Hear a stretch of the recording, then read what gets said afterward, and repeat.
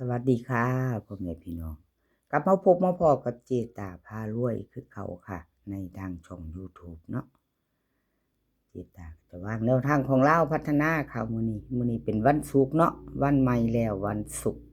วันที่3ค่ะเล่าพัฒนาออก20:30แนวทางพ่อเก่งกับลุงซุงค่ะสองเซียนเข้าไปแบบบ่ต้องแบบได้กลับอยู่เนาะเจตาว่าจะว่าแบบบ่ได้ต้องกลับว่าซั่นพี่น้อง เป็นจังไดเจตาเจ้าว่าติ ว่าซะก่อนเถาะอ้าวลุงส่งค่ะของลุงทรงเข้าไป59เนาะค่ะออก95ลุงทรงว่าไม่ต้องกลับเด้เพิ่นเพิ่นย้ำบ่ให้กลับเนาะออกตัวกลับแล้วลุงทรง95 95ของลุงทรง59แนวทางพวกเก่งก็59คือกันเนาะค่ะFC มีไผได้ไผตาม2เซียนนี่บ่น้อได้บ่ค่ะได้บ่ดีใจนำเด้อค่ะไผได้นำลุงทรงกับแนวทางพ่อเก่งเนาะ2เซียนเบิ่งใส่กันแนวทางใหม่เพิ่นได้มาแล้วค่ะได้มาแล้วเบิ่งของไผก่อนเบิ่งของลุงทรงก่อนบ่หรือเบิ่งของแนวทางพ่อเก่งเอาแนวทางพ่อเก่งก่อนเนาะค่ะ2เซียนไผได้ก็ดีใจนำค่ะมีไผตามไผได้เนาะของเพิ่นเข้าไปใหม่ตามต่อค่ะไปใหม่ตามต่อของแนวทางพ่อเก่งกราบขอบคุญขอบคุณแนวทางพ่อเก่งหลายๆค่ะที่ให้แนวทางมาบ้างทางช่องเนาะกราบขอบพระคุณเป็นอย่างสูงแนวทางพ่อเก่ง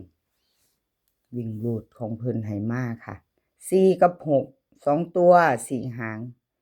47 48 63 62เบิ้ล44กับ66ค่ะ3ตัว3หาง463 648 647วิ่งรูดเด่น4รอง6ค่ะเด่น4รอง6 2ตัวนี่2หางเพิ่นเน้น48กับ63ค่ะ3ตัวเน้นหางเดียว648ค่ะแนวทางพอเก่งวันที่3เป็นมื้อนี้ค่ะมื้อใหม่แล้วเป็นวันศุกร์20:30แคปหน้าจอค่ะใครจะไปต่อกับแนวทางพอเก่งเนาะค่ะลาวพัฒนาแคปหน้าจอค่ะแคปหน้าจอแล้วไปต่อกันเป็นของลุงทรงค่ะลุงทรงเพิ่นว่าไม่ต้องกลับ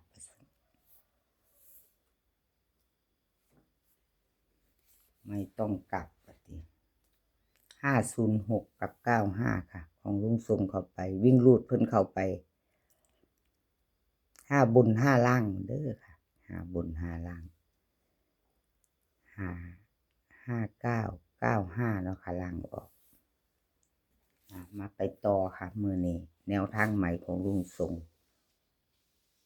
แนวทางใหม่ไปต่อวันที่3เป็นวันศุกร์กราบขอบคุญขอบคุณลุงทรงที่ให้แนวทางมาบ้างทางช่องของเจตาเนาะค่ะ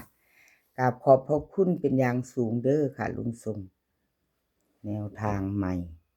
วันที่3ค่ะ FC ลุงทรงเตรียมแคปหน้าจอค่ะ FC ลุงทรง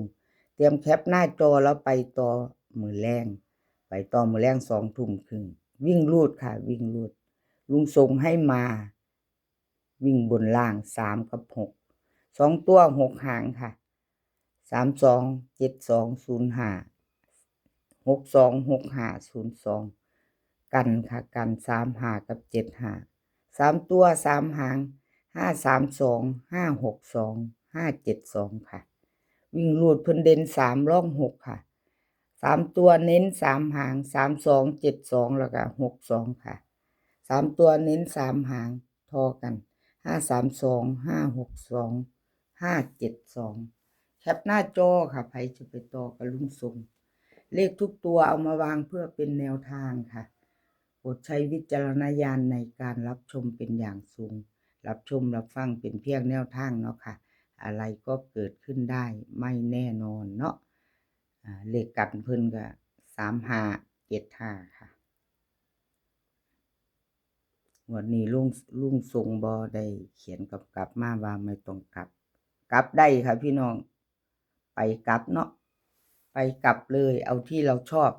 ลุงทรงบ่ได้เขียนกำกับว่าดอกค่ะ เพิ่นว่าบ่ต้องกลับว่าติลุงทรง5995อ้าวงวดนี้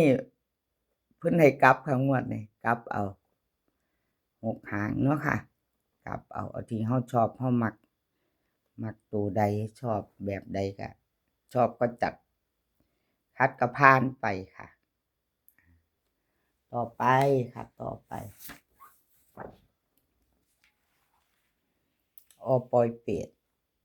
ของปอยเป็ดก็หลุดไปเนาะค่ะวันที่1ขอโทษขออภัยแทนปอยเป็ดเนาะค่ะแนวทางเพิ่นบ่เดินเนาะ29เข้าไป27อยู่ค่ะเดินงวดหนึ่งแล้วก็หยุดบ่ปอยเป็ดหยุดไปก็บ่เป็นหยังค่ะเจตาให้กำลังแรงใจเด้อค่ะให้กำลังใจซึ่งกันและกันคือเก่าแนวทางใหม่มาแล้วเฮาก็ต่อแนวทางใหม่เนาะค่ะเป็นเพียงแนวทางกับมีเข้ามีหลุดเนาะค่ะมีเข้ามีหลุดเรื่องธรรมดากราบขอบคุญขอบคุณปอยเป็ดหลายๆค่ะที่ให้แนวทางมาวางทางช่องของเจตาเนาะกราบขอบพระคุณเป็นอย่างสูงค่ะมือใหม่แล้วไปใหม่ไปต่อวันศุกร์เนาะค่ะกับปอยเป็ดเนาะ FC ใหม่ที่ผ่านเข้ามายังบ่ทันได้กดติดตามค่ะถ้าผ่านเขามาเห็นคลิปนี้เนาะค่ะถ้าชอบก็ฝากกดติดตามฝากกดไลค์กดแชร์เนาะค่ะแนวทางของปอยเป็ดค่ะใครจะตามต่อไปใหม่ก็เตรียมแคปหน้าจอเด้อค่ะกับปอยเป็ดวิ่งรูดค่ะวิ่งรูดเพิ่นให้มา6ตัวเดียวค่ะ2ตัว4หาง62 63 64 82เบิ้ล88กับ22ปอยเป็ดวันที่3บ่มี3ตัวค่ะพี่น้องมีเบิ้ลแล้วก็4หาง2ตัวเน้น62 64ค่ะ4หางเนาะปอยเป็ดครับขอบพระคุณหลายๆค่ะให้แนวทางมาวางแล้วก็กราบขอบคุณ FC ที่มาคอมเมนต์เข้ามาส่งกำลังใจกดหัวใจให้นะทางช่องของเจตาเนาะต่อไปค่ะ FC อย่าลืมกดกระดิ่งแจ้งเตือนเด้อค่ะจะบ่ได้บ่พลาดคลิปใหม่ๆของเจตาเนาะซ่องสุวรรณค่ะซ่องสุวรรณวันที่1เอาเพิ่นก็เข้าอยู่5เนาะพี่น้องวิ่ง5อยู่เจตาเพิ่นวิ่ง5อยู่เข้าไป5อยู่เนาะค่ะขออภัยเจตาลืมมาร์กสีให้เพิ่นแล้วก็บ่ได้เขียนพร้อมเด้พี่น้องบ่ได้เขียนพร้อมกดไปเนาะค่ะ2ตัวไม่เดิน1ตัวไม่มาลาวพัฒนาวันที่1ที่ผ่านมาซ่องสุวรรณขอโทษขออภัยแทนซ่องสุวรรณค่ะ FC ของเพิ่นหลุดไปมาใหม่ไปต่อเนาะค่ะไปต่อของซ่องสุวรรณกับขอบคุญขอบคุณซ่องสุวรรณหลายๆค่ะที่ให้แนวทางมาวางทางช่องเนาะวันที่3มื้อนี้วันศุกร์ไปต่อกับซ่องสุวรรณ2 ทุ่มครึ่งค่ะ2 ทุ่มครึ่งไปลุ้นกันใหม่วิ่งรูดของเพิ่นค่ะ4กับ6 2ตัว4หาง41 42 61 62เบิ้ล4466 3ตัว3หางค่ะ461 462 446ค่ะวิ่งรูดเด่นทอกัน4กับ6 2ตัวเน้น2หางค่ะ42 62 3ตัวนี่เน้นหางเดียว462ค่ะใครจะไปต่อกับซ่องสุวรรณแคปหน้าจอค่ะแคปหน้าจอ ไปต่อมือแรงรุ่นกันต่อมือแรงเนาะค่ะส่องสุวรรณแคปหน้าจอค่ะคลิปนี้ก็ขอให้พี่น้องโชคดีมือแรง20:30กับเล่าวพัฒนากันทุกคนค่ะขอให้มีความสุขขอให้สุขภาพร่างกายแข็งแรงกันทุกคนเด้อค่ะพี่น้องสุขภาพมาก่อนเสมอเนาะ